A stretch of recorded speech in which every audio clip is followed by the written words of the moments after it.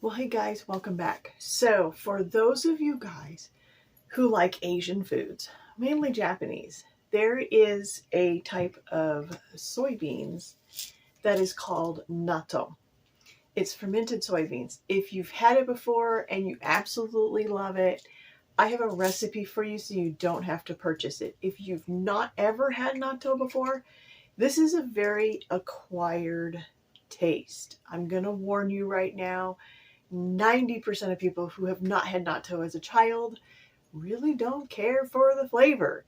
But for those of you who love natto and don't know how to make it at home, I have a recipe for you. So let's get started on this recipe. All right, so I'm going to take my new scale that I just got and I'm going to turn it on and take a bowl. And then I'm going to clear it out so that it is actually at 0. And I'm going to put 165 grams of dried soybeans into my bowl.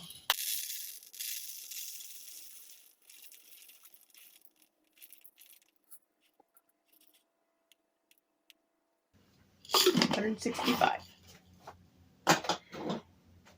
Now I need to wash these really well. Okay, so the beans are now all clean. Here is my bowl. I need to soak these for 24 hours. Down below in the comments, I will leave how many hours, during what season, and at what temperature. So now my beans are all in my bowl. I'm going to take out the ones that don't look so kind of good.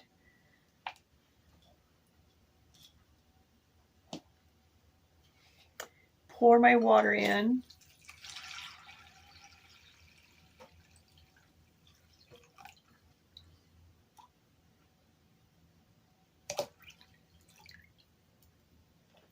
Now you want to pour enough water to cover it up and all the beans are not exposed because they're going to triple in size. So you want to make sure you have more than enough water to cover the triple in size. Now I'm going to take the floating beans out.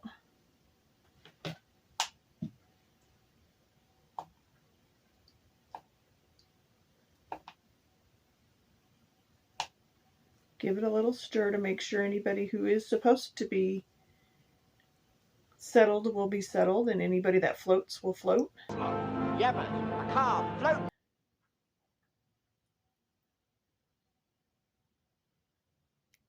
Because then you take those ones that float out. All right. So for 24 hours, this now has to triple in size. All right, so the beans have soaked overnight, and how you know that they are ready to be cooked is I'll show you. There's little tiny bubbles inside the water, and that way you know it is ready to be cooked. Need to drain these and then pour them into the pot. So now we'll pour the beans. Make sure you have really nice beans. Go through it. My beans look pretty good. Pour it into the pot.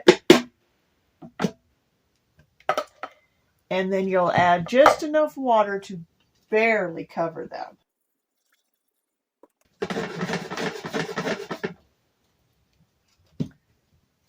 Put the lid on. Make sure that you are not on vent, that you're on sealed. And then we're going to cook them for 30 minutes. So I want to pick beans. Take it down to 30. High pressure, and start. Okay, it's been cooling for about 15 minutes. Take the lid off. I do need to drain off just a little bit of water that's in there. So I'm going to take that over to my sink and drain the water out. All right, all rinsed. And now, want to try to get as much of the empty skin out.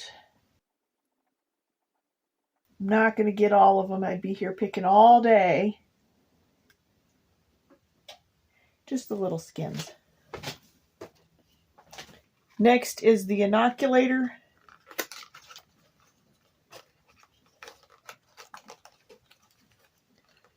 The instructions are in Japanese, so if you order this off of Amazon, which you can, just be warned, this is going to be, the instructions are all going to be in Japanese.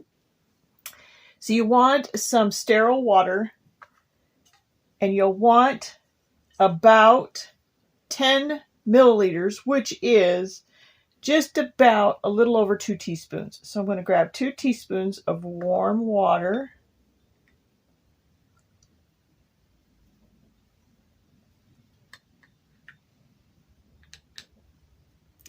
And I want 2 little tiny teaspoons. Look at how tiny that little teaspoon is.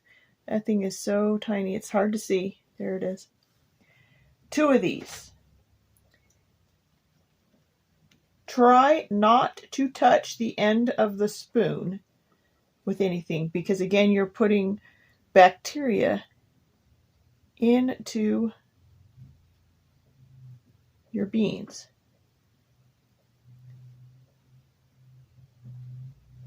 So there's 1 and 2. It is raining today, more like sprinkling. So if you hear any noises in the background, it's because of the rain. Put all this away.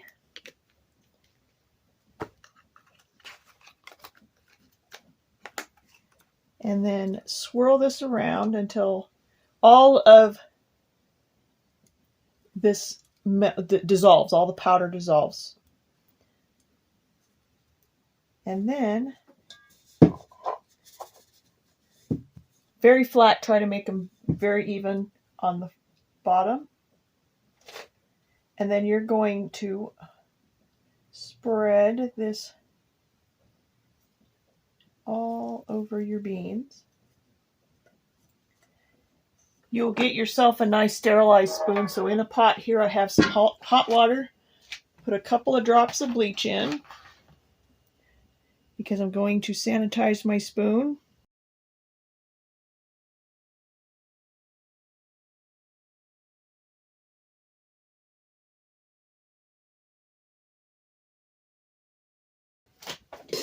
Give it a nice stir.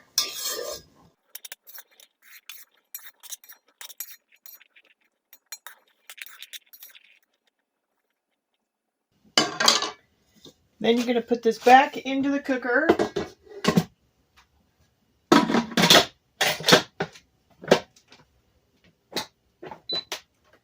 Reset. I'm going to put it on yogurt. And I'm going to put it on for 24 hours. And start. I'll be back when this is done. Okay guys, the Instapot has now finished its yogurt cycle, so we're going to pop the lid off and check it out. I got my stuff all sanitized here. It's just plain hot, like hot water. Give this a stir. We're going to put them in the jars, and then we're going to put them in the fridge. Looks like I got some good strings starting.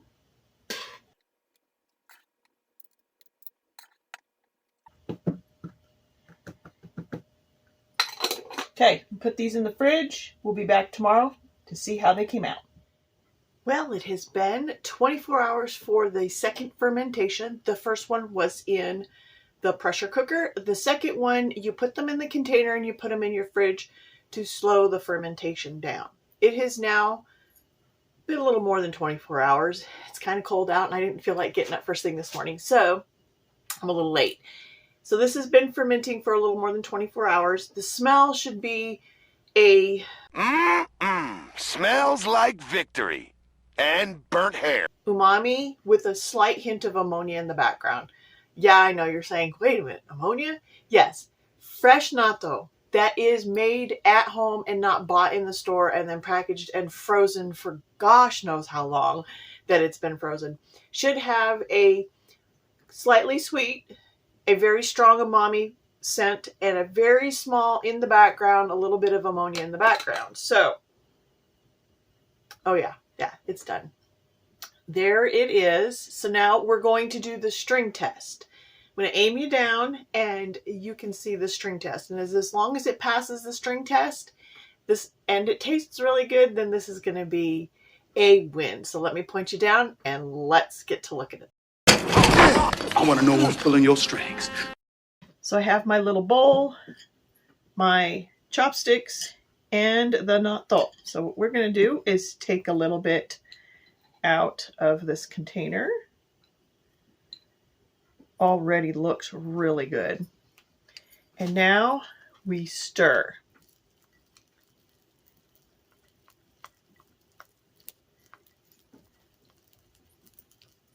Now remember, this thing is fresh out of the fridge. It is very cold. Look at the strings. This is beautiful. The warmer it gets, the more strings it will produce. So being fresh out of the fridge, give it a really good stir because now it's starting to warm up. And then let's do a taste test.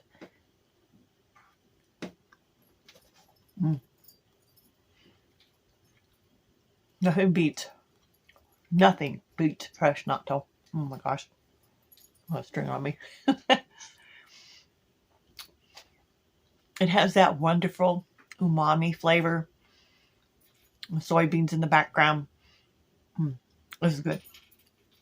And don't forget, the reason why they call it stinky beans is because they stink. They're really good. So guys, if you enjoyed this video of this natto, go ahead and hit that like button and that subscribe button. And that way you'll get notified each time I do another upload. Thanks for tuning in to the Blender Homestead, where we make Asian foods, gluten-free foods, and gluten foods, all from scratch in our kitchen to lessen our need to be reliant on grocery stores and be more self-reliant. So until next time, bye.